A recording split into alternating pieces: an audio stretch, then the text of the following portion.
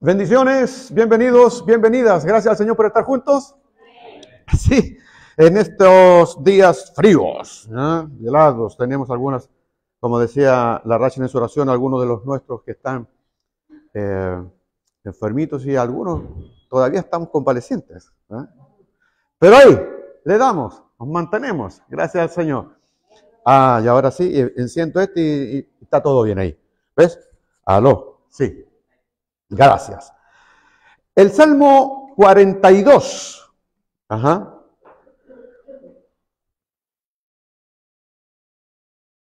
Puse a esta palabra, como dice allí, transforma tu sufrimiento. Transforma.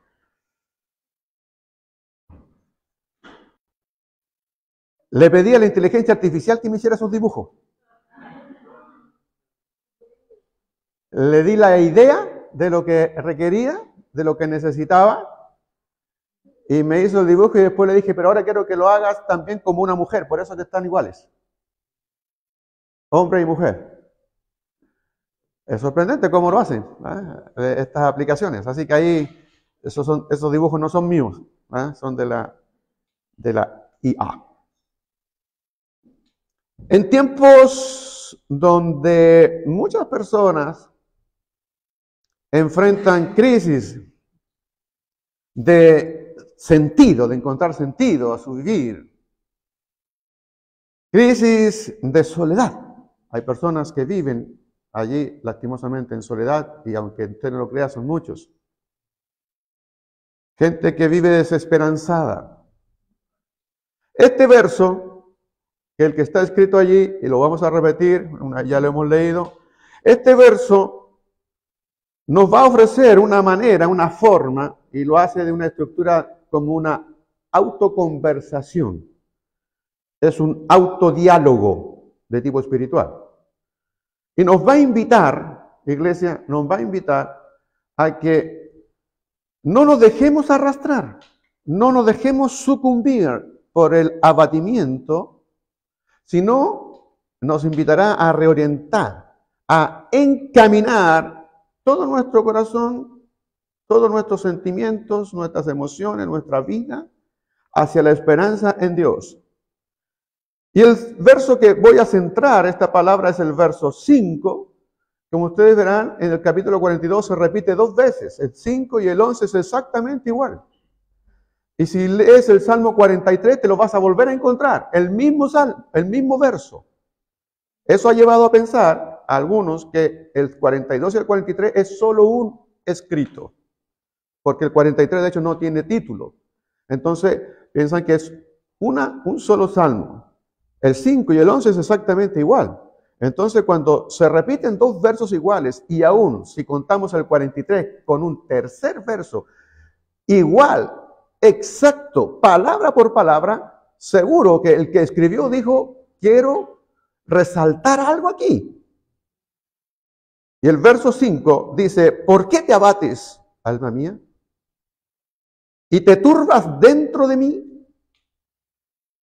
Espera en Dios, porque aún he de alabarlo. Salvación y Dios mío. Algunas versiones dicen, salvación mía y Dios mío. La clave, estimada iglesia, hermanos, hermanas y quienes escuchen esta palabra, la clave de esta palabra, de este verso, va a estar en 3 actitudes, 3 actitudes. Y cada una de ellas se va a sostener mutuamente. La primera de la segunda de la tercera. O la tercera de la segunda y así viceversa. 3. Vamos a ver estas 3 actitudes reveladas en este verso y en el Salmo en completo. Y estas son actitudes que me he dado cuenta que está presente en muchas de las historias y en pasajes de la Biblia.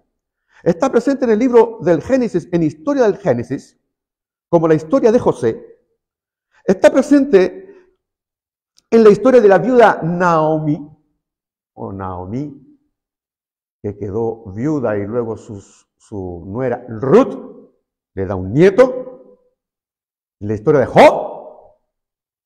Y así, usted puede darse a la tarea de encontrar estas tres actitudes en muchas de las historias, inclusive en la historia de nuestro Señor Jesús.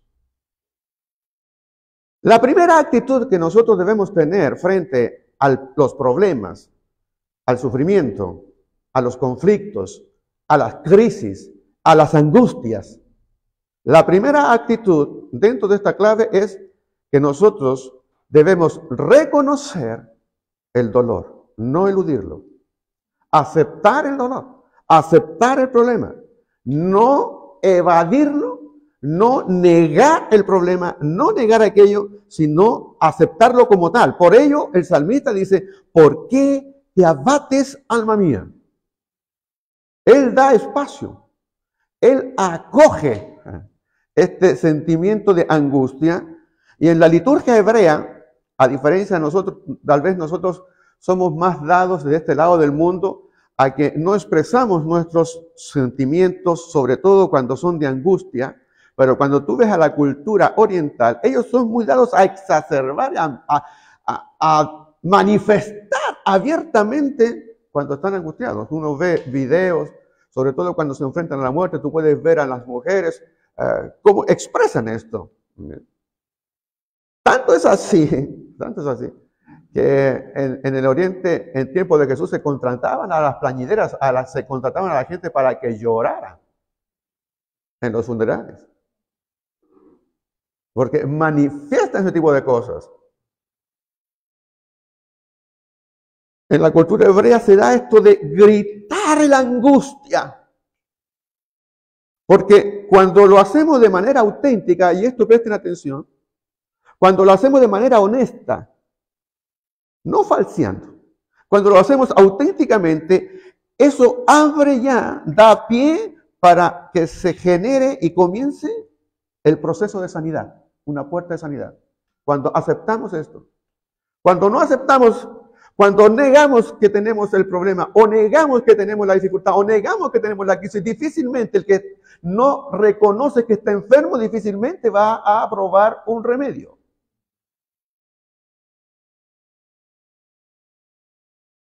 El que no finge, el que no le echa endulzante, sino que lo muestra tal cual, el que no va ante Dios con una máscara de lo suyo, sino tal cual es, mostrará eso. Dios claramente ya sabe que esa persona está en proceso de poder lograr una sanidad. Cuando veo la historia de José, y tú te recordarás de él, es la historia que está en el libro de Génesis. Ese muchacho, ¿se acuerdan que fue vendido como esclavo?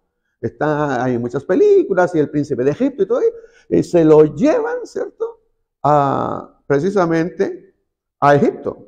Es vendido. Entonces pueden saber lo que puede sentir una persona al ser vendido, al ser traicionado por sus propios hermanos. ¿Por quiénes tú esperas que puedan estimarse? No, lo venden. Y luego de ser vendido, comienza a tener experiencias amargas tras amargas, problemas tras problemas. Y noté cuando preparaba esta palabra que José es alguien que expresa sus emociones, que expresa sus sentimientos, algo no tan fácil ni tan sencillo para mi vida, pero José lo expresa. Por ejemplo, yo veía cuando él oculta, porque él logra salir de la cárcel, y usted sabe la historia, no se la voy a contar. Él logra ser el segundo más importante en el imperio, la mano derecha del faraón. Y cuando él está en esa condición, ve que sus hermanos llegan y hace todo un teatro para que sus hermanos no se vayan. Se acordarán ustedes de eso. Y están sus hermanos ahí, y él lo único que quiere es mostrar que él es José. Y entonces no aguanta más y se va a un lugar para que no lo vea nadie, y en ese lugar llora. Y llora desconsoladamente. Pero llega un instante, los cuenta la historia en el libro del Génesis capítulo 45, cuando están sus hermanos allí, y están todos los egipcios, los que están a cargo de él y todo ello, y la Biblia dice que él ya no aguanta más. Él no soporta más, y le pide a todos que se vayan. Todos salgan de aquí, todos salgan, menos los hebreos que eran sus hermanos, déjenlos ahí. Todos salieron, todos fuera del recinto. Yo me imagino ese lugar, cuando uno lo ve en películas, con portones grandes, puertas gruesas y todo eso. Pero si tú lees el capítulo 45, en el verso cuando él se muestra a sus hermanos, y eso lo hace en el verso 2, mira cómo dice, comenzó, hablando de José, comenzó a llorar tan fuerte que los egipcios se enteraron.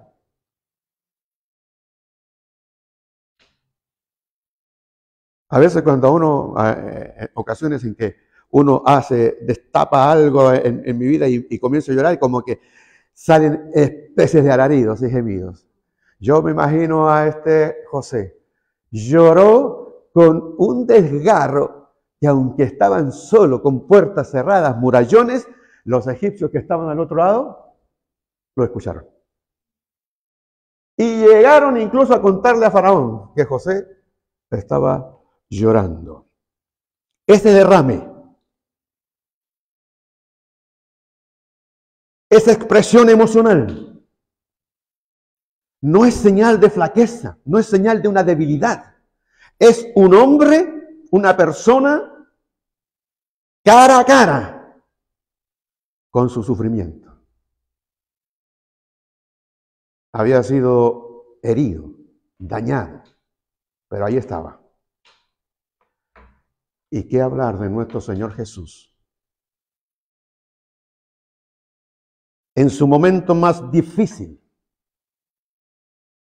en la crisis más profunda que puede haber experimentado un ser, llamó a sus amigos, a sus más cercanos, Pedro, Juan, Santiago, ven, necesito que me acompañen, necesito orar. Está en un huerto llamado el huerto de Getsemaní. Y cuando está allí, les abre su corazón y les dice a ellos, necesito que me acompañen, porque comenzó a sentirse triste y angustiado. Lo revela. A veces los líderes, uno pensaría que decir eso es mostrar debilidad. Jesús no se complicó en eso. Llamó a los suyos y le dijo, me estoy sintiendo triste. Y no es cualquier tristeza. Me siento angustiado. Él dice, es tal la angustia que me invade. Presten atención a esta palabra. Es tal la angustia que me invade que me siento morir. Es natural sentirse abatido en momentos difíciles. ¿Por qué te abates, alma mía?, dijo el salmista. El salmista no niega su dolor. El salmista la nombra, la reconoce. Está bien expresar nuestros temores, nuestras tristezas, cuando éstas existen, cuando éstas están, cuando éstas se dan. La palabra abates, abatimiento, que utiliza el salmista, en su raíz hebrea quiere decir estar hundido, estar deprimido, estar allí derribado, encorvado, inclinado. Cuando uno está en esa actitud de abatimiento, pareciera que incluso nuestra postura física cambia. Ya no estamos así, estamos encorvados, cabizbajos. Y eso es lo que dice el salmista. Es como que se ve frente a un espejo y dice, ¿por qué estoy así? ¿Por qué estoy abatido? ¿Por qué estoy hundido? ¿Por qué estoy deprimido? ¿Cuáles son las razones para eso? Y tiene razones. Y las expresa en el mismo salmo, y nosotros la leímos recién y necesito recordársela porque es de alguien que está exiliado, es alguien que está fuera de Jerusalén. Y las quiero nombrar porque para él son importantes cosas que tal vez para nosotros hoy día no lo son. Que le causan a él, al que escribe, le causa crisis de angustia. Cuando tú no vienes a la casa del Señor, ¿te angustias? Cuando tú no puedes venir a la casa del Señor a alabar junto a tus hermanos, ¿te genera un problema? ¿Alguna tristeza? Al que escribe, sí le causa. Porque él dice, ¿cuándo vendré y me presentaré delante de Dios? Él tiene un problema allí. Porque él no puede, la distancia, él no puede venir a la casa de Dios. Para el que escribe era un problema. Y tiene un problema cuando la gente ve su fe, ve que él cree, que confía en Dios, pero como no hay respuesta y se siente con un problema, él dice en el verso 3, mira, fueron mis lágrimas, mi pan de día y de noche. Solo comía lágrimas de días y de noche. Mientras quienes no conocen al Señor, quienes no conocen de mí, me preguntan y me dicen, ¿Y dónde está tu Dios? ¿Que no eres cristiano? ¿Que no eres cristiana? Hay quienes no encuentran la importancia de venir al templo. Y si vienen al templo difícilmente se mantienen despiertos. Recuerdan sus mejores días. Yo me acuerdo, tiempos aquellos cuando podía disfrutarla. Hoy no es así, se han ido esos buenos días. Para el salmista se le fueron esos días. Me acuerdo de estas cosas en que derramo mi alma dentro de mí, de cómo yo iba con todos los hermanos y todas las hermanas y las conducía hasta la casa del Señor entre voces de alegría y de alabanza. Yo me acuerdo de esas reuniones y hoy día no es así. Él se siente deprimido por eso, porque le abruman la vida, le abruman los problemas. Dice, oh roca mía, ¿por qué me has olvidado? Él siente como que aparentemente no hay respuesta de Dios. El cielo se cierra ante todas esas razones. Para él mira todos esos sentimientos y sabe cómo él expresa y sabe qué es lo que él dice. ¿Por qué te abates y te turbas dentro de mí? Quiero que esperes en Dios. Dice, espera en Dios, porque aún he de alabarlo, salvación mía y Dios mío. La primera parte es reconocer. La primera actitud es reconocer el dolor, aceptarlo. Pero la parte número 2, la segunda actitud, es no absolutizarlo. No volverlo el centro, no volverlo tu identidad toda. Cuando nosotros decimos no absolutizar, no hacerlo absoluto el sufrimiento, es porque cuando nosotros manejamos absolutos, dejamos simplemente que eso es lo único que existe. Hay palabras que nosotros usamos en el castellano de manera absoluta. Cuando nosotros decimos todo, eso es un absoluto. O decimos ninguno, eso es un absoluto. Todos fallan, eso es un absoluto. Puede que haya alguien que no falle. Todos me odian, como dirían en la adolescencia. Ninguno me quiere. Los absolutos, ninguno. Nadie tiene los problemas que yo tengo. Absolutos. No podemos hacer eso. El salmista no convierte su dolor en su única identidad. Cuando nosotros hacemos eso, cuando nos centramos y hacemos que nuestra identidad es simplemente el problema, lo absolutizamos, ¿sabe qué hacemos? Estamos construyendo un altar. Y es un altar a la queja. Y construimos un altar a nuestras quejas. Y nos encerramos allí en un círculo vicioso de amargura. Y todos los días venimos y nos arrodillamos ante el altar de la queja y solo nos quejamos. Y nos quejamos porque hemos vuelto ese problema, esa dificultad, esa angustia, ese sufrimiento en la identidad nuestra. Nosotros somos eso. Y nos arrodillamos delante de esa queja y la alimentamos y nos quejamos en un círculo vicioso que nos mantenemos allí. Esa es una actitud que el salmista dijo, no voy a caer en esa trampa. No me caeré en ello. Voy a reconocer que duele, sí, duele. Pero en el mismo verso él se reprocha porque es una pregunta. ¿Por qué te abates? ¿Por qué te turbas dentro de mí? Ahí empieza a caer lo absoluto. ¿Por qué te turbas dentro de mí? La palabra turbarse que él utiliza allí es una raíz hebrea nuevamente, que tiene el sentido de un sonido fuerte. ¿Ya? Implica estar conmocionado. Cuando dice te turbas, es casi como un rugir, es un lamento, es un clamor. Les dice a los abatidos el salmista. Y a los que tienen sentimientos turbados, espera en Dios. Se lo dice a sí mismo y a todos aquellos que podamos estar en esas condiciones. Él no dijo, mi alma está abatida, es lo que es, ¿qué más vamos a hacer? Así nomás, así que aguantémonos. No hay nada que podamos hacer. No dice aquello. En la misma historia de José, usted recuerda que él estaba en la cárcel. y estando en la cárcel podría dejarse morir o incluso convertirse en alguien totalmente desesperanzado. Hay quienes dicen hoy día que la cárcel transforma a las personas, las convierte en más malas. Pero a veces yo he entendido que la verdad que la cárcel saca lo que está en nosotros mismos. Saca a relucir lo que está dentro. Y sacó a relucir lo que estaba dentro de José.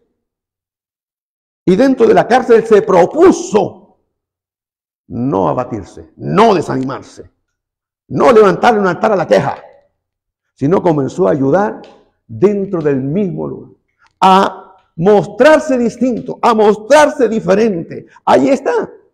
Él jamás pensó que su dolor sería eterno, definitivo, que ahí moriría en la cárcel. Él no tiene eso, sino que él comenzó un proceso al servicio de un diseño mayor. Él dice, Dios tiene que tener un plan en esto.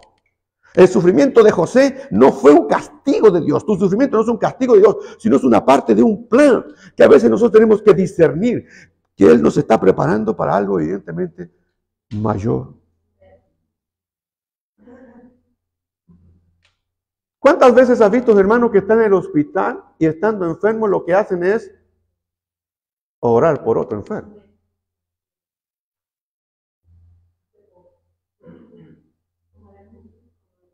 Lo vi, exactamente. Y lo hemos visto varias veces. ¿Hay razones válidas para el desaliento? Sí, pero hay muchas más razones para tener esperanza. Hay muchas más razones para estar confiado en Dios. Y no nos vamos a dejar engañar por eso. Tercer actitud. Reconocemos el dolor, lo aceptamos, lo enfrentamos, lo acogemos, pero no me dejo dominar por él, no lo absolutizo, sino que sé que hay algo superior y necesito hacer ahora un cambio. Tercero, transformar el sufrimiento, transformarlo. Lo hizo José, transformó su sufrimiento. Lo hizo Naomi, transformó su sufrimiento. Lo hizo Job, transformó su sufrimiento. Cada historia que veas de esa forma podrás percibir estas tres actitudes. Y Jesús tenía una angustia tremenda, pero dijo, no se hará mi voluntad, sino se hará tu voluntad, porque había un propósito mayor. Y tomó su cruz. Y transformó su sufrimiento en vida para nosotros. Espera en Dios porque aún he de alabarlo. Espera en Dios porque aún he de alabarle. Se enfrenta al espejo, el salmista dice, espera en Dios, aún tengo que alabarlo. Aún tengo que alabarlo. Tengo que transformar esto. No me va a callar, voy a alabar a Dios en medio de esta angustia. La palabra para esperar es ser paciente. Pero es una paciencia activa. No es una paciencia en que yo me siento arrumado en la esquina. No, es una paciencia que actúa en algo. Se revela mostrando una actitud distinta y diferente. ¿Es una espera que puede doler? Sí puede doler. ¿Por qué te abates, oh alma mía, y te turbas dentro de mí? Espera en Dios. El salmista tuvo esperanza en la liberación que Dios le daría, aunque esta aún no llegaba. En el transcurso no iba a rendirse. No iba a ceder a esos sentimientos de depresión y desánimo. No iba a ceder a eso. Por el contrario, casi como que se retara a sí mismo. ¿Por qué te abates? Ya déjate de estar ahí, levántate. No sacas nada con eso. Él les dijo a esos de sentimiento de desánimo, de falta de paz, espera en Dios. Tus actuales problemas, tus sufrimientos, tus angustias, tus heridas, no te definen a ti. Esto es como que si uno hiciera claramente una caricatura, pero dentro de los dolores que da, creo que los dolores de oído, de muela son bastante fuertes. De oído sufría yo de niño, de muela nunca he tenido, gracias a Dios. Pero puede ser tal, imagínate que fuera tal el dolor de muela, que todo el mundo te dijera, hola, dolor de muela, ¿cómo estáis? Porque se identifica con el dolor de muela. Yo no voy a dejar eso. Esas heridas, esos problemas, ¿sabes qué tienes que hacer? Convertirlos en semillas. En semillas de esperanza. En semillas de servicios para Dios. Como recién decíamos. Transforman en un servicio. José lo transformó y estando en la cárcel servía y luego llegó a la casa de otra persona y lo transformó en un servicio. Y llegó a ser, miren, por eso llegó a ser el segundo más importante. Lo transformó, no se quedó allí. Dijo, ¿cómo puedo servir en esto? Si estoy en la cárcel, ¿cómo puedo hacer para servir? Si estoy en la casa de una persona, ¿cómo lo puedo hacer para servir? ¿Cómo transformo este dolor? ¿Cómo transformo esto en que no se forme en mí en un veneno, en algo que me dañe? ¿Cómo lo transformo? ¿Cómo hago? ¿Cómo cambio esa energía? ¿Cómo cambio esa fuerza en un beneficio para otros? Para otros. José lo transformó en una obra de salvación, claramente. Son transformaciones prácticas. Tal como dije, cuando un enfermo va y le predica, acompaña a otro enfermo, cuando una viuda busca la forma de atender a otras viudas y si necesitan ayuda y hasta un comedor podría hacer con la ayuda de su congregación. No llorar su viudez. Aquellos que sufren injusticias, ayudar a otros a experimentar justicia de Dios, porque aún he de alabarte. Salvación mía y Dios mío, alabar, alabar, alabar, alabar. Cuando él dice aún he de alabar, la expresión de alabar es cuando uno se extiende, cuando uno extiende sus manos, como cuando uno se proyecta, extiende sus manos hacia Dios. Alabar. Es como que tú te tomaras de la mano y te propusieras y dijeras, vamos, alaba a Dios. Como que yo diría a Sergio, ¿sabe qué? Ahora te voy a predicar a mí mismo. Sergio, ¿por qué te abates? Predícate a ti mismo. ¿Por qué te angustias? ¿Por qué te turbas dentro de ti? Entiendo las razones, pero hay más razones para la esperanza y para la confianza en Dios. ¿Qué es lo que está provocando que estás causando toda esa inquietud en ti? Sin duda, hay valles más profundos que otros.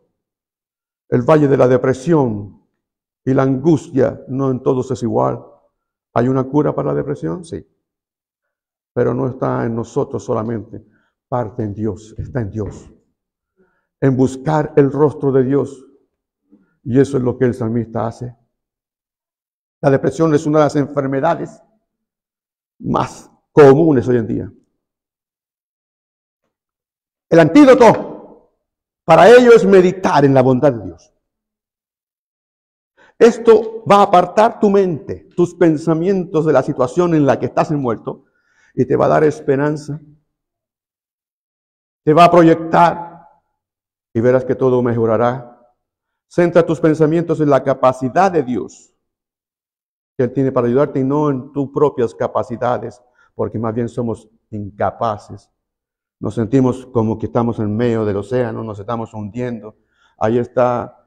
Pero, ¿sabes? Aunque tú hubieses estado allí, Él vendrá a la hora menos esperada y te tenderá la mano y te sacará a flote, porque aún he de alabarlo.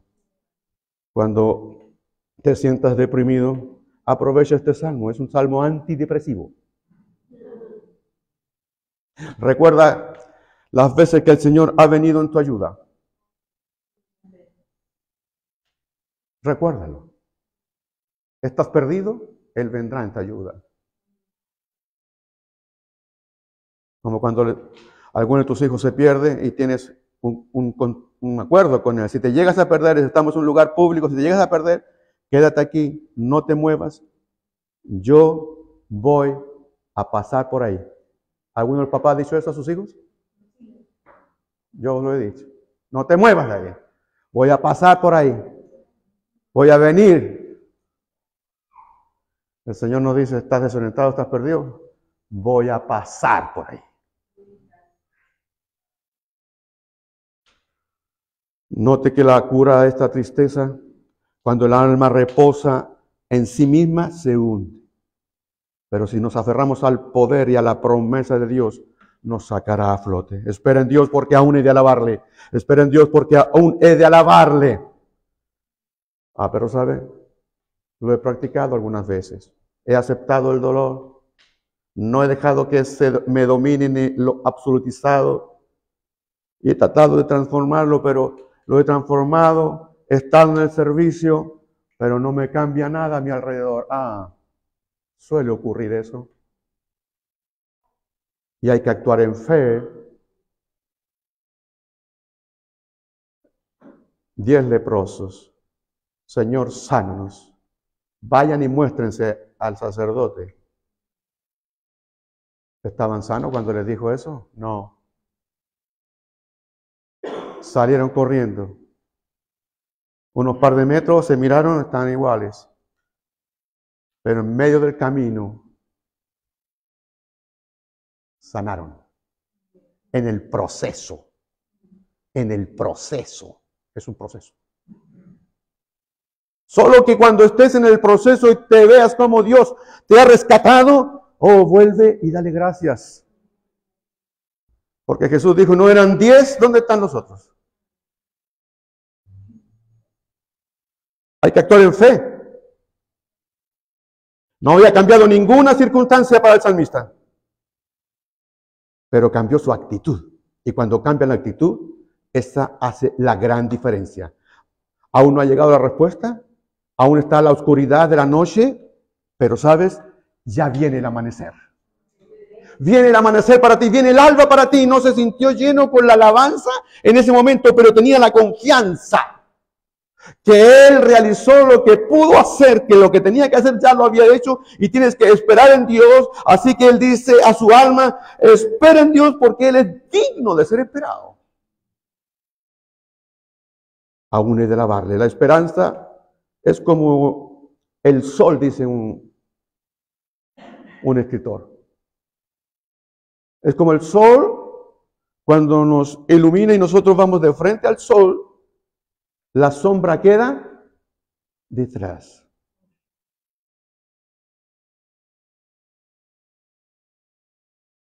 Hay una historia de Alejandro Magno con su caballo, Bucéfalo. Él quería ese caballo, le puso el nombre Bucéfalo, pero lo quiso porque nadie podía montarlo. El que se subía, corcoviaba y lo botaba. Bucéfalo, hermoso corcel. Y Alejandro lo quería para él. Nadie era capaz de montarlo.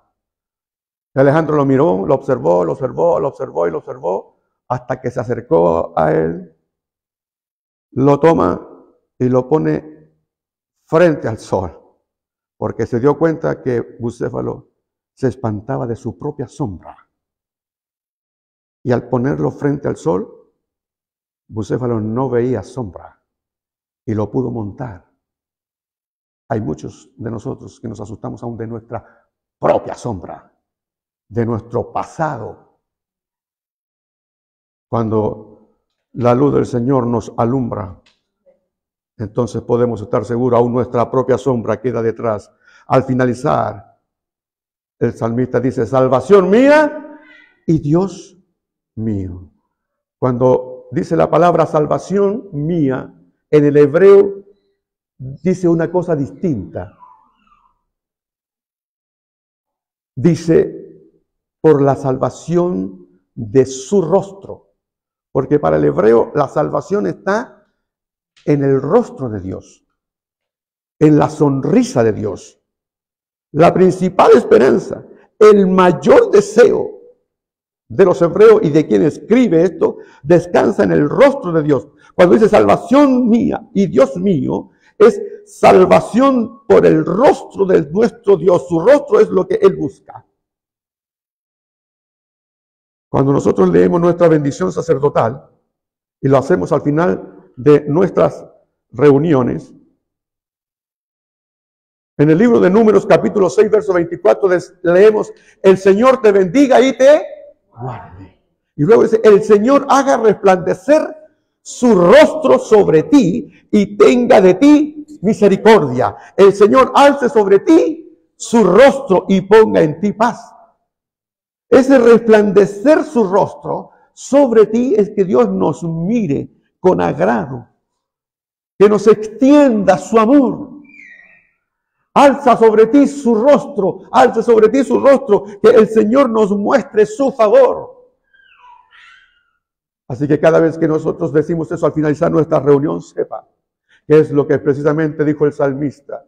Oh, salvación mía y Dios mío, que el Señor te bendiga y te guarde. El Señor haga resplandecer su rostro sobre ti y tenga de ti misericordia.